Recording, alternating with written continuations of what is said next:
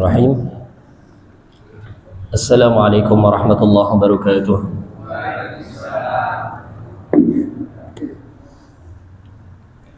Alhamdulillah. Alhamdulillahilladzi arsala rasulahu bil huda wa dinil haqq liyudhhirahu 'ala ad-din kullih wa kafaa billahi shahida. وأشهد أن لا إله إلا الله وحده لا شريك له إقرارا به وتوحيدا وأشهد أن محمدا عبده ورسوله صلى الله عليه وعلى آله وصحبه وسلم تسليما مزيدا أما بعد.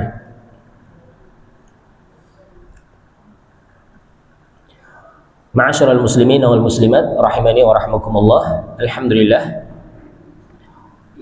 tiada bosan-bosannya marilah kita senantiasa meningkatkan rasa syukur kita kepada Allah Subhanahu wa taala atas limpahan nikmat yang telah Allah Subhanahu wa taala berikan kepada kita sehingga kita bisa kembali melanjutkan kajian kita dari membaca Kitab Tauhid karya Syekh Al-Allamah Al-Mujaddid Muhammad ibn Sulaiman At-Tamimi rahimahullahu taala.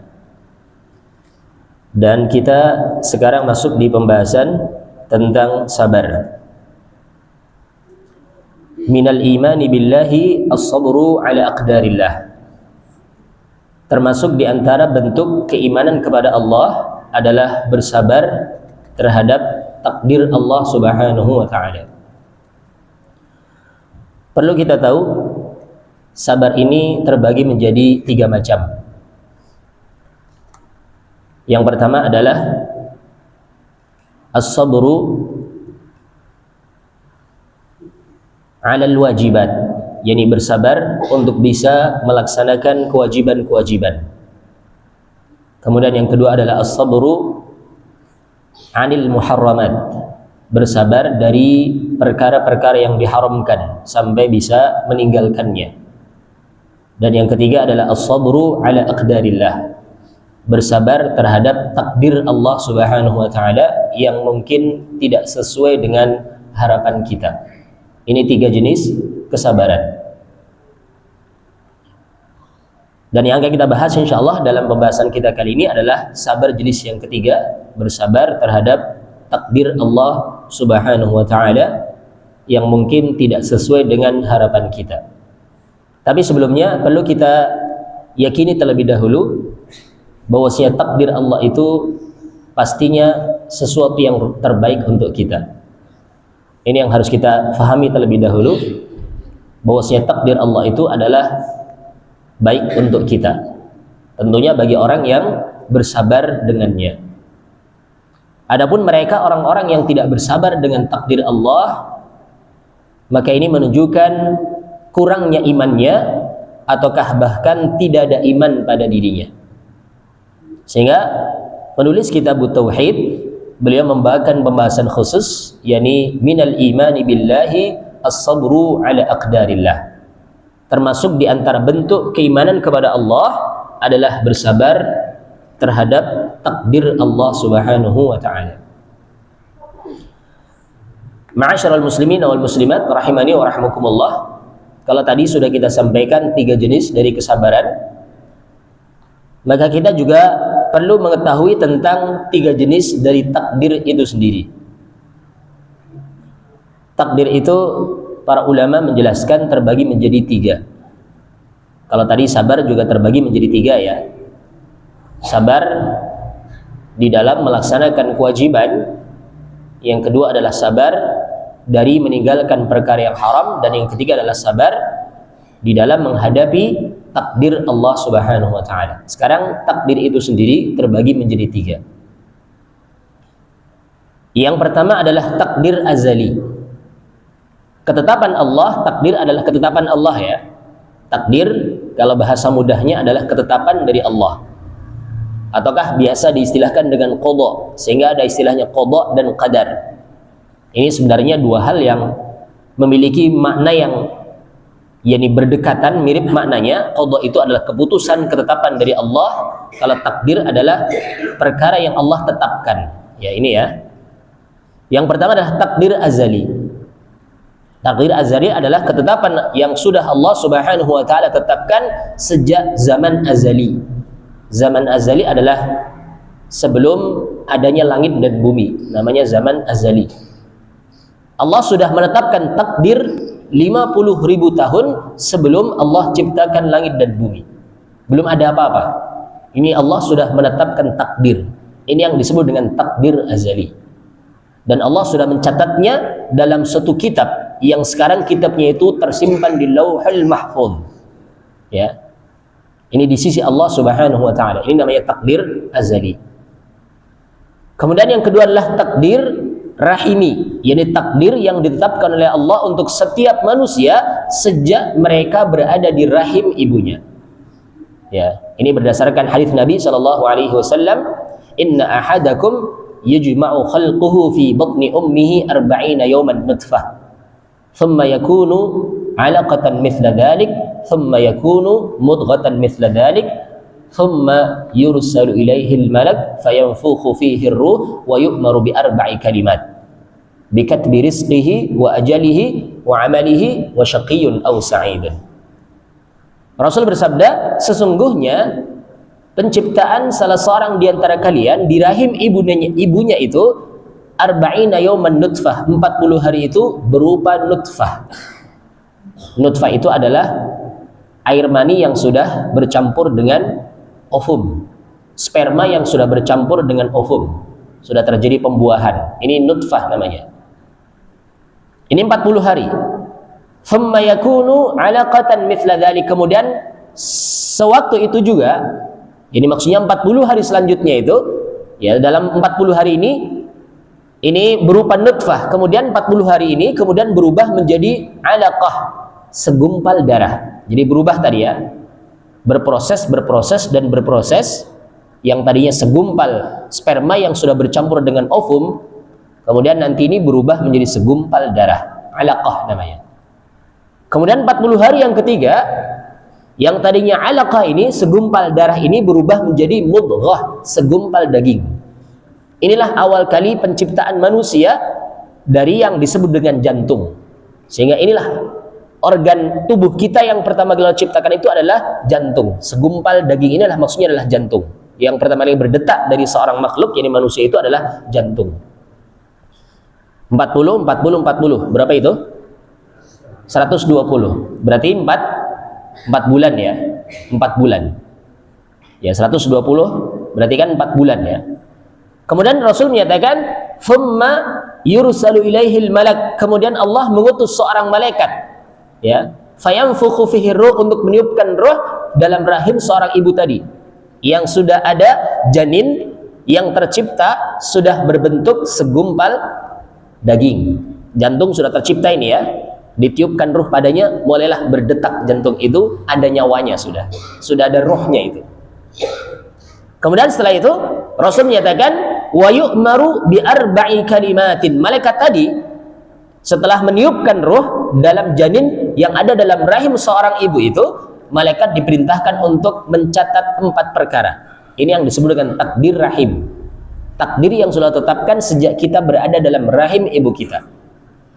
Apa saja 4 perkara tersebut? Bikatbi rizqihi, diperintahkan untuk menetapkan, untuk mencatatkan rizkinya. Wa ajalihi, yang kedua adalah ajalnya. Wa amalihi, yang ketiga adalah perbuatannya.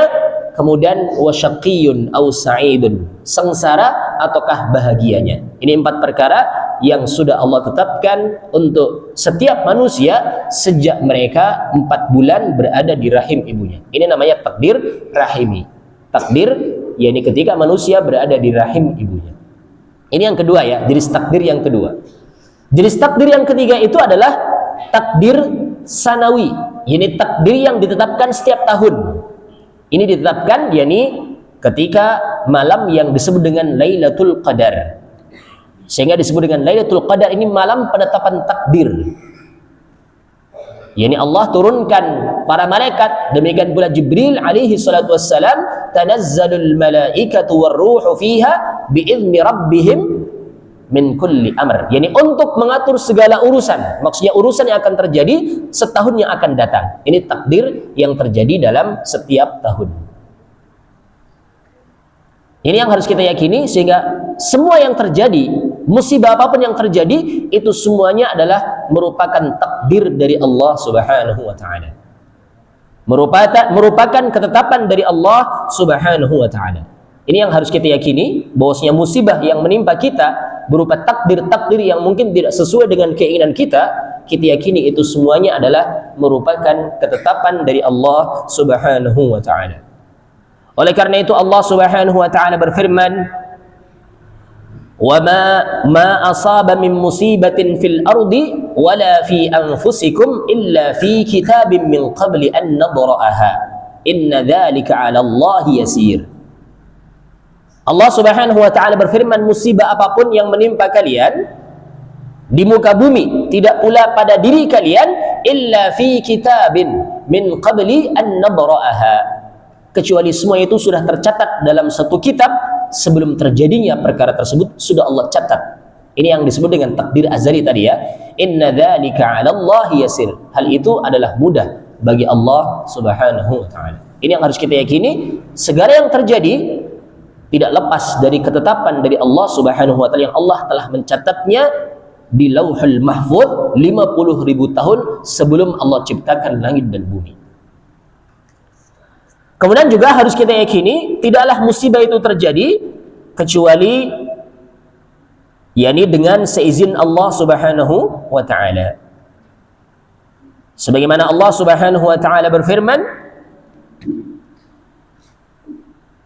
"Wa ma asabakum min musibatin," ataukah di ayatnya Allah menyatakan terkait dengan takdir tersebut, yakni bahwasanya Allah Subhanahu wa taala berfirman, "Ma asaba min musibatin illa biiznillah wa man yu'min billahi yahdi qalbah wallahu bikulli syai'in alim." Ini surat At-Taghabun ayat yang ke-11. Ma asaba min musibatin illa biiznillah, tidaklah ada musibah apapun yang menimpa kalian kecuali itu dengan seizin dari siapa? Allah Subhanahu wa taala. Sehingga ketika seorang yakin musibah itu terjadi dengan seizin dari Allah, maka kita pun harus beriman dengannya. Ketika seorang beriman dengannya, yahdi qalbah.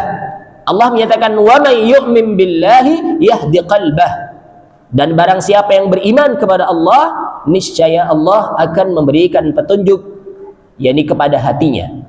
Wallahu bikulli syai'in alim, dan Allah Subhanahu wa taala adalah zat yang Maha mengetahui segala sesuatu. Ini surat At-Taghabun ayat yang ke-11. Ini yang menjadi dasar di dalam pembahasan kita kali ini, bahwasanya musibah yang terjadi tidaklah terjadi kecuali dengan seizin dari Allah. Sehingga kita beriman dengannya. Ketika seorang beriman, maka Allah pun akan memberikan petunjuk terhadap hatinya. Qala Alqamah ini adalah salah seorang dari tabi'in. Beliau mengatakan terkait dengan ayat tersebut, "Huwa ar-rajulu tusibuhul musibatu faya'lamu annaha min 'indillah fayarda wa yusallimu." Ayat ini turun terkait dengan seorang laki-laki yang ketika musibah menimpanya, dia pun mengetahui bahwasanya musibah itu adalah perkara yang sudah ditetapkan di sisi Allah Subhanahu wa taala, annaha min 'indillah. Musibah itu adalah datang dari sisi Allah Subhanahu wa taala. Fayarda, sehingga dia pun ridha, wa yusallimu, dan kemudian dia pun berserah diri sepenuhnya kepada Allah, pasrah kepada Allah Subhanahu wa taala. Ini ucapan Al-Imam Al-Qamah, salah seorang ulama ahli tafsir dari kalangan tabi'in. Beliau mengatakan seperti itu terkait dengan ayat tersebut. Ya, yakni Al-Qamah ibn Qais ibn Abdullah ibn Al-Qamah. Ya. Beliau sebenarnya sudah terlahir di zamannya Nabi, cuman nggak pernah ketemu dengan Nabi, sehingga beliau tidak digolongkan sebagai sahabat. Kalau seorang dikatakan sahabat itu adalah hidup di zamannya Nabi. Ada 4 syarat ya, seorang dikatakan sahabat Nabi. Yang pertama, hidup di zamannya Nabi, kemudian dia sempat bertemu dengan Nabi, beriman dengan Nabi, kemudian wafat masih dalam keadaan beriman. Ini 4 syarat. Kalau seorang memilikinya, maka dia termasuk dari golongan sahabat. Ya, hidup di zaman Nabi, pernah bertemu dengan Nabi, beriman dengan Nabi, dan wafat juga dalam keadaan beriman. Ini 4 syarat ya. Kalau ada orang yang hidup di zamannya Nabi, beriman dengannya, tapi dia nggak pernah berjumpa dengan Nabi. Semisal contoh Alqamah ini sudah ada sejak zamannya Nabi sebenarnya. Demikian pula Uwais ibn Amir Al-Qarani, ini juga seorang yang hidup di zamannya Nabi, cuman nggak pernah ketemu dengan Nabi, nggak pernah langsung belajar dari Nabi, sehingga beliau pun tidak dikatakan sebagai sahabat, tapi digolongkan sebagai tabi'in. Ya, jadi harus 4 syarat ini dikatakan sahabat Nabi karena 4 syarat ini. Kalau ada orang yang hidup di zamannya Nabi, pernah bertemu dengan Nabi, tapi tidak beriman dengan Nabi. Kan banyak ya, dari kalangan tokoh-tokoh Quraisy, semisal contoh Abu Jahal, Abu Lahab. Ini kan bertemu dengan Nabi, bukan cuma bertemu, bahkan mereka ini punya hubungan dekat, hubungan nasab, pamannya Nabi sendiri. Tapi ternyata bahkan ditetapkan sebagai ahlun nar. Ahlul bait ini, keluarganya Nabi, pamannya Nabi. Abu Lahab ini kan pamannya Nabi ya, paman asli ini. Paman kandung, kalau boleh kita katakan paman kandung. Ya, tapi ternyata Allah katakan ya, dimasukkan ke dalam neraka. Allah pastikan Abu Lahab ini meskipun dia punya hubungan yang dekat dengan Nabi, pamannya Nabi, bahkan dipastikan masuk ke dalam neraka sampai diturunkan surat khusus yang menjelaskan tentang keadaan siapa? Abu Lahab. Tabbat yada abi lahabi wa tabb ma aghna anhu maluhu wa ma kasab. Kemudian apa lagi? Sayasla naran dzata lahab. Kelak nanti Abu Lahab akan masuk ke dalam api neraka yang memiliki api yang bergejolak. Dipastikan oleh Allah, Abu Lahab ini meskipun pamannya Nabi, bertemu dengan Nabi, bahkan ya hidup di zamannya Nabi, tapi bahkan dinyatakan sayasla naran dzata lahab. Sehingga dari sini kita tahu sekedar hubungan, sekedar keturunannya Nabi, apalagi cuma sekedar keturunan, maka ini bukan jaminan dia itu di dalam surga. Sehingga jangan kemudian seorang tertipu dengan si fulan ini kan dia seorang habaib, seorang keturunan Nabi, pasti dia dijamin masuk surga. Tidak ada jaminan. Jaminan masuk surga itu bukan karena keturunan, bukan karena nasab, tapi karena amalan, iman dan amalan. Meskipun dia keturunan Nabi, bukan cuma keturunan, bahkan ini keluarga dekatnya Nabi, pamannya Nabi. Ternyata Allah katakan sayaslana naran, sayasla naran dzata lahab. Sehingga bukan jaminan orang yang masih hubungan nasab dengan Nabi ini kemudian dijamin masuk surga. Tidak ada jaminan. Ya, yang dijamin orang masuk surga itu adalah karena iman dan amalan saleh yang dilakukan. Ya, jadi tidak ada sama sekali hubungan nasab, tidak ada. Ya, tidak ada jaminan. Kembali kepada permasalahan awal tadi terkait dengan apa? Sahabat tadi ya. Sahabat itu ketika terpenuhi 4 ini, Alqamah ini, yakni beliau hidup di zamannya Nabi, tapi belum dikatakan sebagai sahabat karena nggak pernah berjumpa dengan Nabi. Ya. Ma'asyiral muslimin wal muslimat rahimani wa rahmakumullah, beliau tadi menafsirkan ayat tadi dengan mengatakan, yakni ma asaba min musibatin illa biiznillah wa man yu'min billahi yahdi qalbah wallahu bikulli syai'in alim. Beliau menyatakan huwa ar-rajulu tusibuhul musibah faya'lamu annaha min indillah fayarda fayusallimu.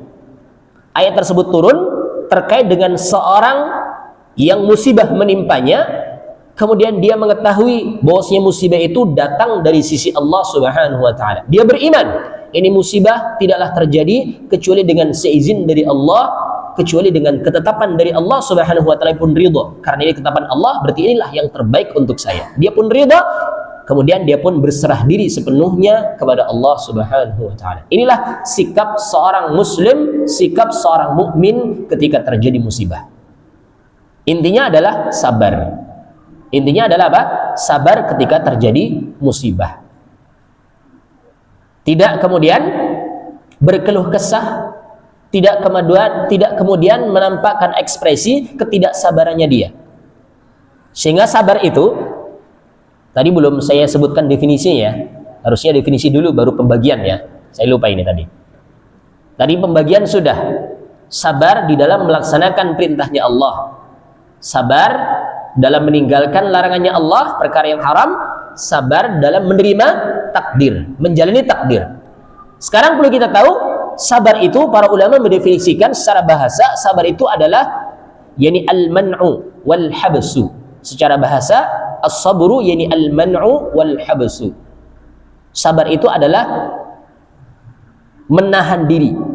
Ya, al-man'u mencegah, wal habsu dan menahan diri. Maksudnya adalah yani habsun nafsi 'anil jaza'i, wal lisan 'anit tashakki, wal jawarih 'an fi'lil muharramat. Ini secara istilah. Sabar itu adalah habsun nafsi 'anil jaza'i, menahan jiwa dari ketergesaan. Seorang yang sabar, orang yang tidak tergesa-gesa dalam menyikapi sesuatu, tapi dia introspeksi diri, tidak tergesa-gesa dalam menyikapi sesuatu. Ini sabar ya. Wal lisan 'anit tashakki, menahan lisan dari berkeluh kesah, menahan jiwa dari ketergesaan, menahan lisan dari berkeluh kesah. Wal jawari 'an fi'lil muharramat, dan menahan diri, menahan anggota badannya dari melakukan perkara-perkara yang diharamkan. Semisal contoh, an latamil khudud wa syaqqil juyub. Misalkan contoh menampar-nampar pipi. Terkadang ada orang yang ketika terjadi musibah, dia melakukan ekspresi yang menunjukkan ketidaksabarannya, menampar-nampar pipi, merobek-robek pakaian, mengacak-acak rambut dan yang semisal dengannya. Ini menunjukkan ketidaksabarannya orang tersebut. Sehingga sabar itu ketika terpenuhi padanya 3 aspek, berarti ya, jiwa tidak tergesa-gesa dalam menyikapinya, kemudian lisan ditahan dari berkeluh kesah, anggota badan juga ditahan dari melakukan hal-hal yang menunjukkan ekspresi ketidaksabaran. Ya. Dan sungguh Allah menyampaikan kabar gembira untuk mereka orang-orang yang sabar, di mana Allah Subhanahu wa taala berfirman, ataukah sebelumnya perlu kita yakini bahwasanya musibah itu pasti akan menimpa. Apapun bentuknya pasti kita akan tertimpa musibah. Allah Subhanahu wa taala berfirman, "Wala nabluwannakum bi syai'in minal khaufi wal ju'i wa naqsi minal amwal wal anfus wath thamarat." Dan sungguh kami benar-benar akan menimpakan kepada kalian ujian, bala. Wala nabluwannakum, dan sungguh kami benar-benar akan menimpakan kepada kalian bala, yakni ujian, musibah. Di antaranya bisyai'in minal khauf, dengan sedikit rasa takut. Terkadang kita itu ditimpa oleh rasa takut yang berlebihan. Diperintahkan puasa, aduh nanti kalau saya puasa apa saya kuat ya? Saya kan punya penyakit mah. Ada rasa apa? Takut. Ya, rasa takut. Takut penyakitnya kambuh. Kemudian mau ibadah haji, mau ibadah umrah, aduh nanti kalau saya haji umrah uang saya habis, rugi dong.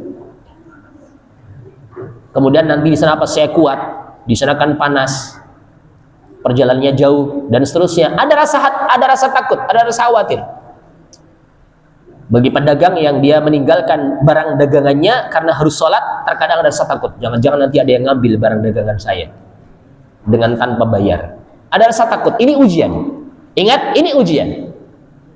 Demikian pula selain bisyai'il khauf wal ju', terkadang juga ditimpa oleh musibah berupa lapar.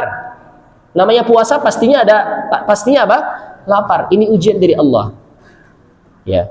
Wa naqsi minal amwal, kekurangan harta, diuji dengan kemiskinan. Kemudian juga kekurangan jiwa. Yang dimaksud dengan kekurangan jiwa itu adalah meninggalnya orang-orang yang kita cintai, ayah kita, ibu kita, orang tua kita, istri kita, anak kita, suami kita. Terkadang Allah ambil satu persatu. Ini ujian. Ini wa naqsi minal amwal wal anfus, berkurangnya jiwa ini maksudnya. Kemudian wathamarat, dan terkadang Allah menguji seorang hamba dengan kekurangan buah-buahan, ya, kelaparan dan yang semisal dengannya dari musibah berupa paceklik, kekeringan, ya. Kemudian Allah menyatakan wabasyiris sabirin, sampaikanlah kabar gembira kepada mereka orang-orang yang sabar. Siapakah mereka orang-orang yang sabar? Allah menyatakan alladzina idza asabathum musibah qalu inna lillahi wa inna ilaihi raji'un.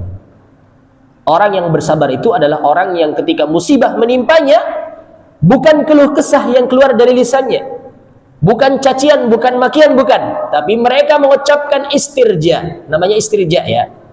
Istirja itu adalah mengembalikan semua urusannya kepada Allah dengan mengatakan apa?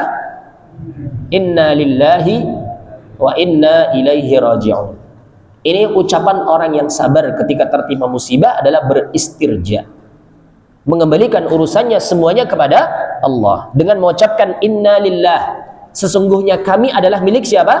Allah. Wa inna ilaihi raji'un, dan kita pun akan kembali kepada Allah Subhanahu wa taala. Ini ucapan orang yang sabar, bukan keluh kesah, bukan cacian, bukan makian, tapi istirja.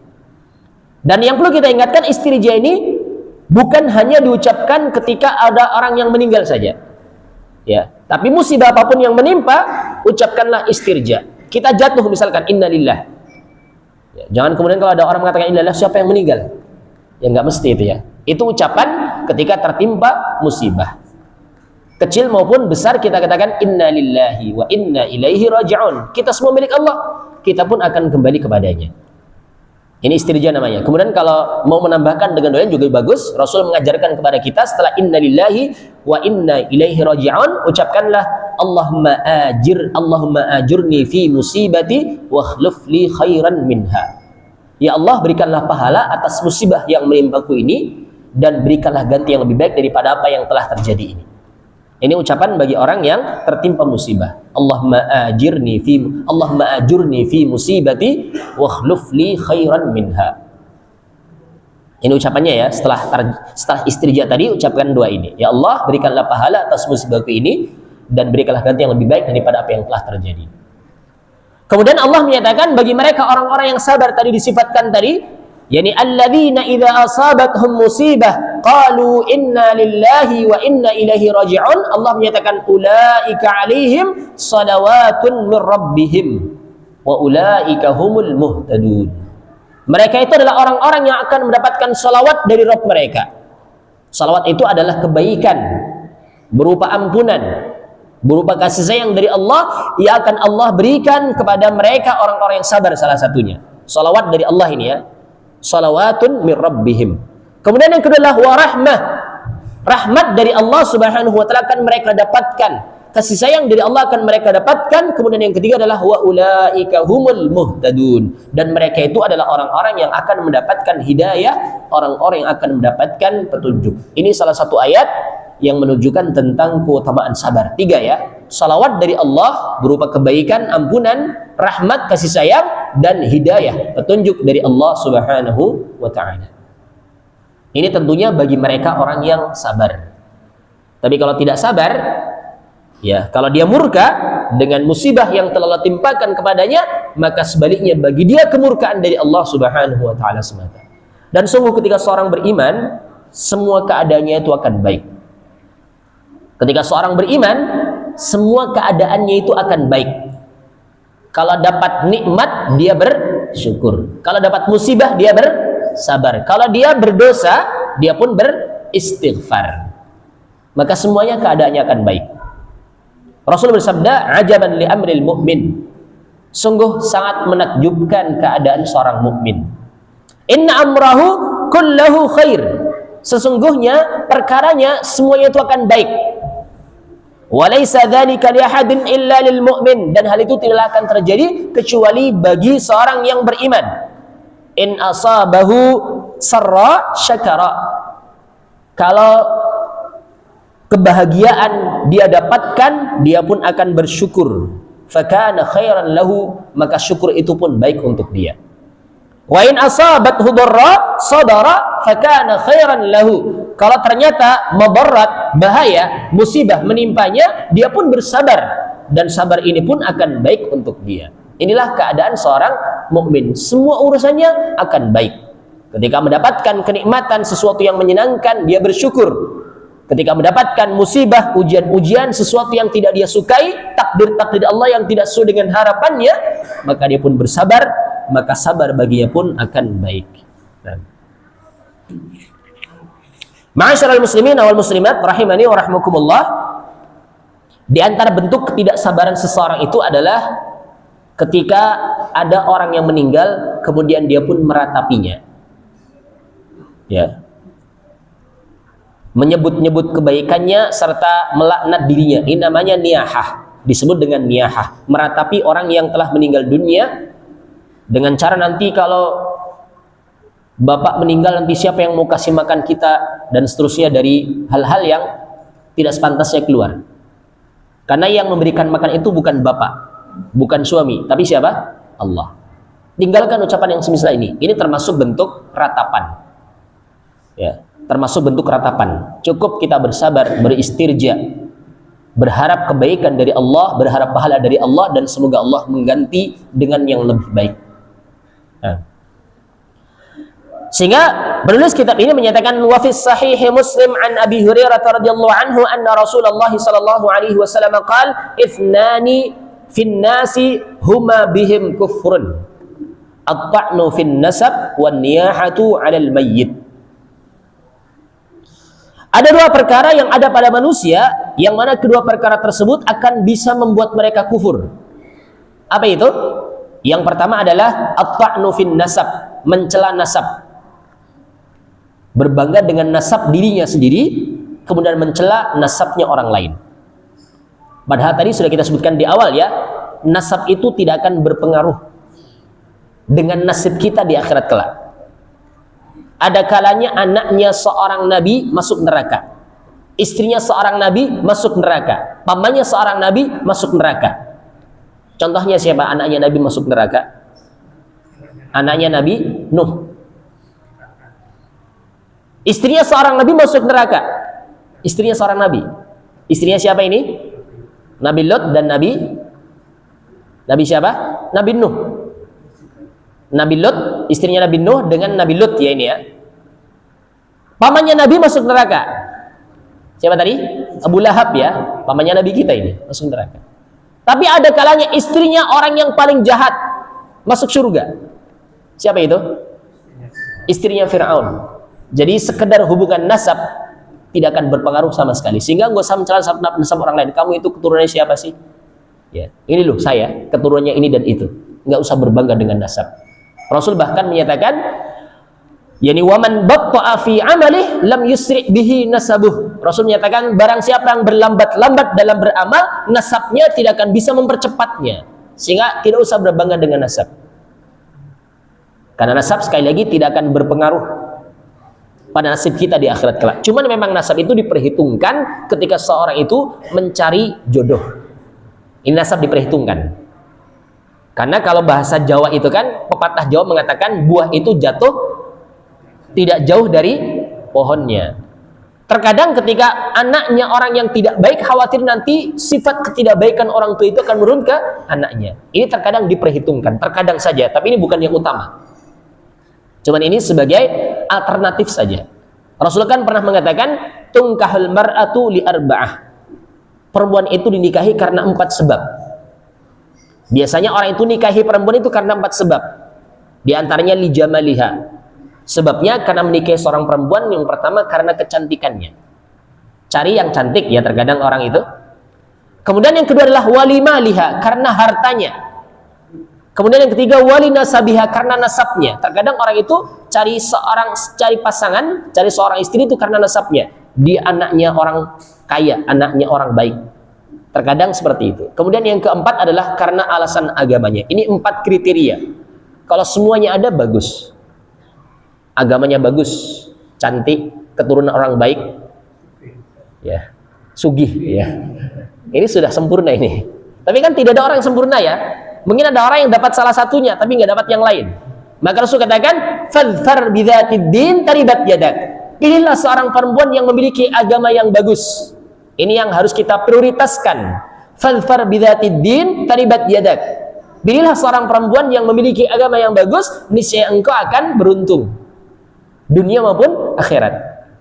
Ini yang Rasul prioritaskan. Banyak orang yang cari karena sebab nasabnya, karena sebab kecantikannya, karena sebab kekayaannya. Tapi yang Rasul sarankan kepada kita, seorang laki-laki ketika mencari pasangan adalah mencari perempuan yang agamanya bagus. Ya. Ini perkara yang perlu kita perhatikan. Ini terkadang memang nasab diperhitungkan oleh sebagian orang. Tapi Rasul pun kembali lagi menyatakan bukan itu yang prioritas utama, tapi yang prioritas utama itu adalah agamanya. Sehingga jangan sampai seorang itu mencela nasabnya orang lain, berbangga dengan nasab dirinya, mencela nasabnya orang lain. Dan ini termasuk bentuk kekufuran. Kemudian yang kedua adalah yang sudah menjadi pembahasan kita adalah wan niyahatu 'alal mayyit, meratapi orang yang telah meninggal dunia. Yang dimaksud dengan niyahah itu adalah raf'us saut bin nudbi bit ta'didi syama'ilihi lima fi dzalika min at-tasakhuti 'anil qadari. Yang dimaksud dengan niyahah itu adalah meninggikan suara dengan aduhan, dengan keluhan, menyebut-nyebut keadaannya, karena ini adalah merupakan bentuk murka dengan takdir dari Allah. Tidak terima dengan takdir dari Allah. Kenapa harus secepat itu kamu meninggalkan kami? Sambil teriak-teriak. Ini namanya niyahah. Meraung-raung, ini namanya niyahah.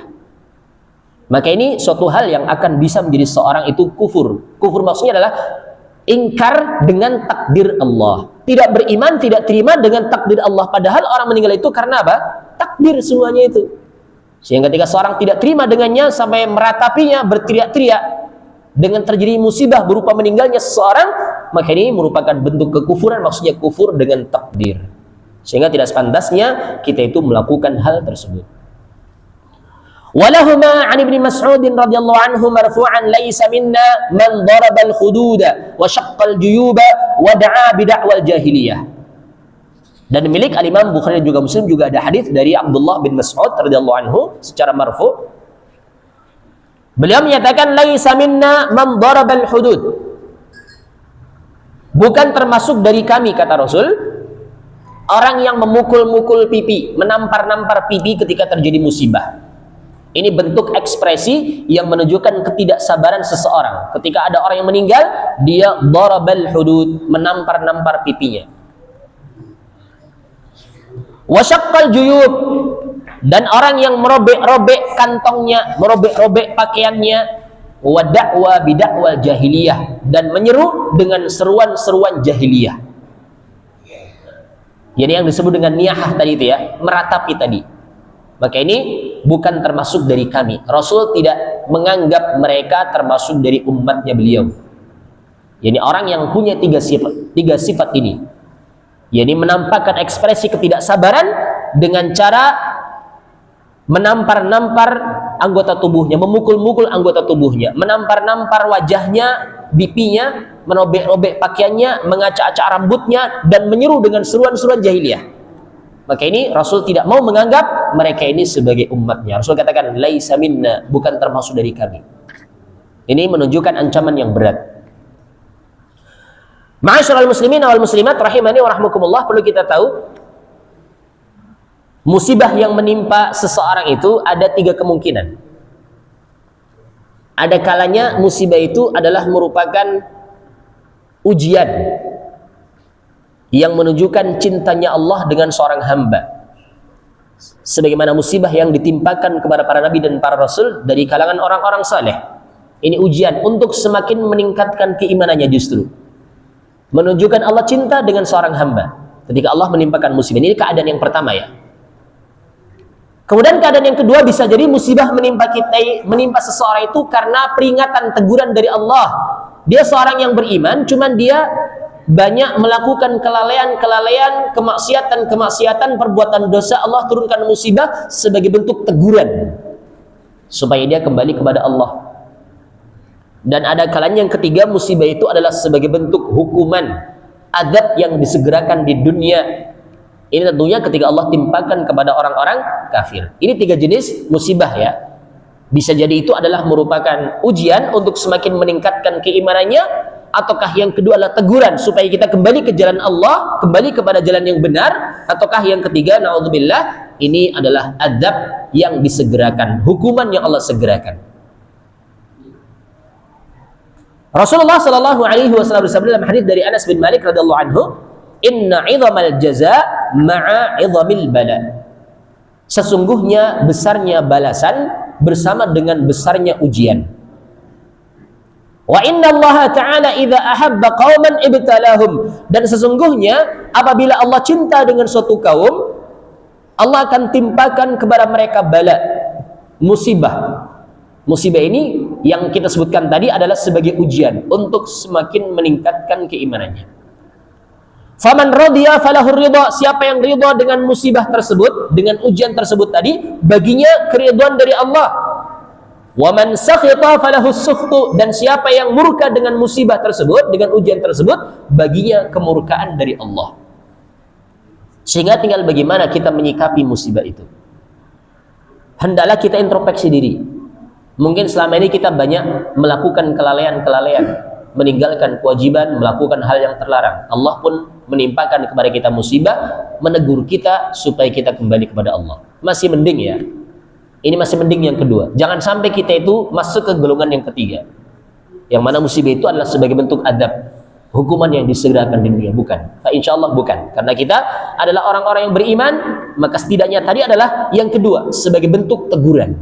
Ketika kita lalai dari melaksanakan kewajiban, ataukah lalai karena sering melakukan perbuatan dosa, ditegur oleh Allah dengan ditimpakan musibah.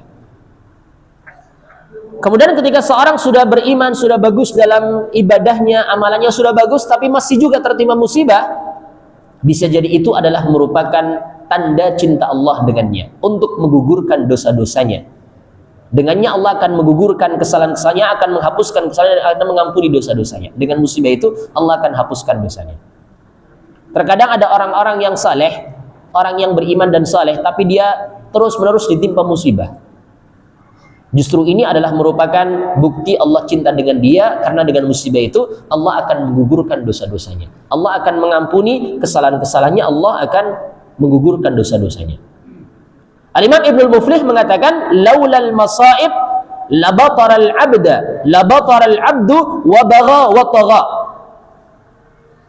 fayahmihi biha min dhalika wa yutahhiruhu mimma fihi fasubhana man yarhamu bi balaihi wa yabtali bi'ina, yani bini'amaihi. Beliau menyatakan, andaikan bukan karena musibah-musibah yang menimpa, maka seorang hamba itu akan bersifat congkak, berbuat semena-mena dan melampaui batas. Maka dengan musibah tersebut Allah akan melindungi hamba tersebut, mensucikan dari dosa-dosanya yang ada pada dirinya. Maha suci Allah yang menyayangi para hamba-hambanya dengan adanya musibah darinya, dan menguji para hamba-hambanya dengan nikmat-nikmat darinya. Sehingga di sini kita tahu musibah itu akan menggugurkan dosa-dosa. Sehingga dengannya seorang itu akan introspeksi diri. Oh iya, mungkin karena ini dosa saya. Sehingga dengannya Allah pun menimpakan kepada saya musibah. Allah Subhanahu wa taala berfirman, "Ma asaba min musibatin fabima kasabat aydikum wa ya'fu an katsir." Tidaklah ada musibah yang menimpa kalian kecuali disebabkan karena perbuatan tangan-tangan kalian. Karena sebab kecerobohan kita, karena sebab perbuatan-perbuatan dosa kita, dan Allah telah banyak mengampuni dosa-dosa kita. Ini yang harus kita camkan bersama. Terkadang musibah itu adalah merupakan teguran dari Allah agar supaya kita kembali kepada Allah. Allah cinta dengan kita, Allah pun menegur kita dengan diturunkan musibah supaya ingat kembali kepadanya. Sebagaimana mungkin ketika seorang pelatih, katakan pelatih silat ataukah pelatih olahraga tertentu ya, dia pingin anak didiknya ini sukses, dia terus latih terus ya. Mungkin yang tadinya baru juara tingkat RT mungkin ya, dilatih supaya nanti bisa naik ke juara tingkat desa, terus dilatih terus, latih terus ya, bukan untuk menyiksa, bukan untuk membuat dia capek, tapi supaya apa? Dia sukses sampai naik ke tingkat nasional, sampai tingkat internasional, terus dilatih, ditimpa terus. Kamu harus terus berlatih dan berlatih. Demikian pula seorang hamba ketika Allah cinta dengannya, Allah terus melatih dia, sabar atau tidak dia ditimpakan musibah, terus supaya nanti naik terus derajatnya di sisi Allah Subhanahu wa taala, karena ini adalah merupakan kemuliaan. Sehingga dengannya tidak ada yang jelek dari takdir yang telah menimpa seorang hamba ketika seorang bisa menyikapi dengan sikap yang baik, sikap yang islami, yakni dengan cara meyakini itu semuanya terjadi dengan takdir dari Allah Subhanahu wa taala. Monggo barangkali sebelum kita tutup ada pertanyaan terkait dengan materi kita ataukah di luar, silahkan. Ya, monggo. Kalau kita tertimpa musibah, kadang anaknya atau suaminya itu meninggal, nangis itu termasuk perasaan ada? Kalau menangis selama itu tidak sampai meraung-raung ya, sekedar keluar air mata, ya sekedar mingsek-mingsek ya, itu wajar ya. Tapi kalau sampai teriak-teriak, ini menunjukkan ketidaksabaran. Ya, ini masuk dalam pembahasan niyahah. Tapi kalau sekedar keluar air mata, keluar apa namanya, biasanya keluar air mata dibarengi dengan keluarnya apa? Ingus ya, mingsek-mingsek. Ya, apa bahasa sini? Ya. Terisak-isak ya, bahasa apa namanya? Bahasa Indonesia kan terisak-isak ya. Maka ini mudah-mudahan bukan termasuk niyahah, tapi itu adalah merupakan bentuk kasih sayang. Namanya seorang ayah ketika anaknya meninggal kok malah bergembira ria, ini kan dipertanyakan, jangan-jangan dia nggak sayang. Seorang suami ketika istrinya meninggal kok malah senyum-senyum, ini kan justru dipertanyakan kecintaannya. Jangan-jangan memang yang diharap-harapkan itu supaya iso golek neh. Enggak seperti itu ya. Enggak boleh. Ya, maksudnya wajar ya, namanya seorang suami ketika istrinya meninggal ya sedih. Seorang ayah ketika anaknya meninggal sedih. Seorang anak ketika orang tuanya meninggal sedih. Ini wajar. Dulu pernah ketika Ibrahim ibn Muhammad SAW ini ya, anaknya Rasul dari Maria Al-Qibtiyah ini ya, Rasul punya salah seorang budak atau istri yang bernama Maria Al-Qibtiyah, punya anak satu namanya Ibrahim laki-laki. Ketika umur 2 tahun ataukah kurang dari 2 tahun, Ibrahim ini meninggal dunia. Dan ketika itu bertepatan dengan terjadinya gerhana matahari. Kemudian Rasul pun ketika selesai penguburan terlihat ada air yang menetes dari kedua pelupuk mata beliau yang mulia. Sahabat bertanya, ada apa ini wahai Rasul, kok kenapa sampai seperti itu? Rasul mengatakan, innaha rahmah, ini air mata yang menunjukkan kasih sayang seorang ayah terhadap anaknya. Jadi wajar ya seorang anak ketika seorang orang tua ketika anaknya meninggal sedih. Anak ketika orang tua meninggal sedih. Suami ketika istrinya meninggal sedih. Istri ketika suaminya meninggal sedih, itu suatu hal yang wajar. Ini justru merupakan bentuk kasih sayang. Jadi boleh saja. Tapi yang penting tadi jangan sampai mengeluarkan suara yang keras, sampai meraung-raung, berteriak-teriak. Ini nggak boleh. Ini termasuk niyahah, ratapan yang dilarang tadi. Menunjukkan ketidakberimanannya dia dengan takdir. Tidak bersabar berarti ya. Ini nggak boleh. Tapi kalau sekedar keluar air mata, sedikit isakan, ini nggak ada masalah Pak, insya Allah. Monggo yang lain, ngatan nggak ya Pak? Monggo yang lain, barangkali masih ada.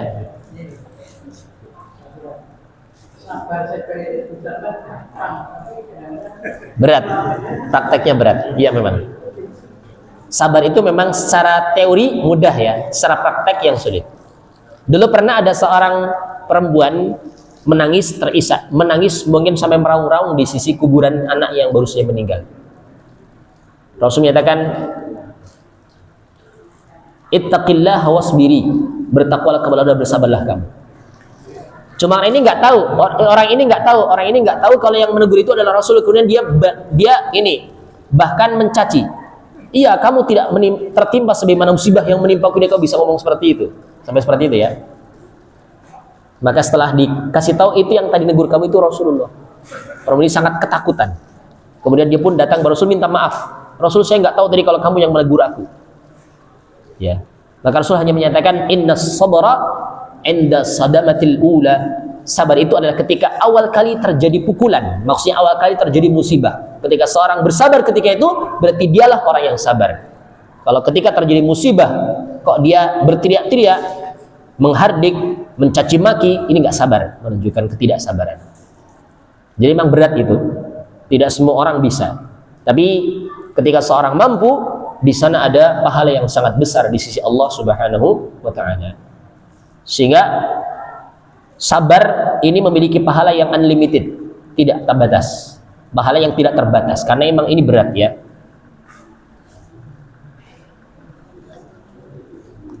Monggo, kalau tidak ada kita cukupkan dengan monggo.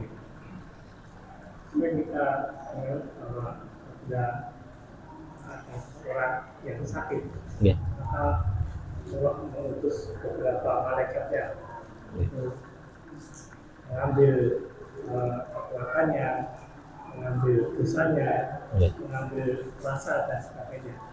Saat hamba tersebut sembuh dari sakitnya, maka akan dikembalikan kecuali dosa. Apakah itu berlaku hanya untuk orang-orang yang beriman atau siapapun yang beriman?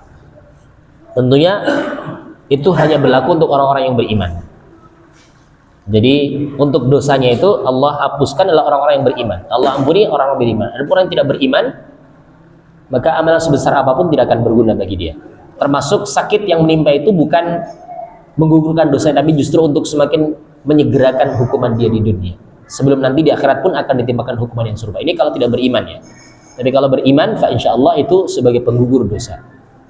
Sehingga ketika Rasul mengunjungi orang sakit, Rasul katakan la ba'sa tahurun insya Allah. Beliau meringankan beban yang menimpanya dengan mengatakan la ba'sa. Tidak mengapa, ini nggak apa-apa, ini insya Allah nggak apa-apa. Kemudian Rasul juga mendoakan dengan doa semoga tahur. Penyakitmu ini akan membersihkan dosa-dosamu. Jadi ada dua ucapan yang Rasul ucapkan ketika menguji orang sakit. Yang pertama adalah meringankan beban. Jangan memperberat keadaannya ya, mempersulit keadaannya. Waduh, sedang juga orang sakit. Ini kemarin tetangga saya sakit seperti kamu, kemudian 3 hari meninggal. Ini kan semakin tekanan mental ya. Ini nggak boleh seperti itu. Dikasih keringanan saja. Jangan ditakut-takuti.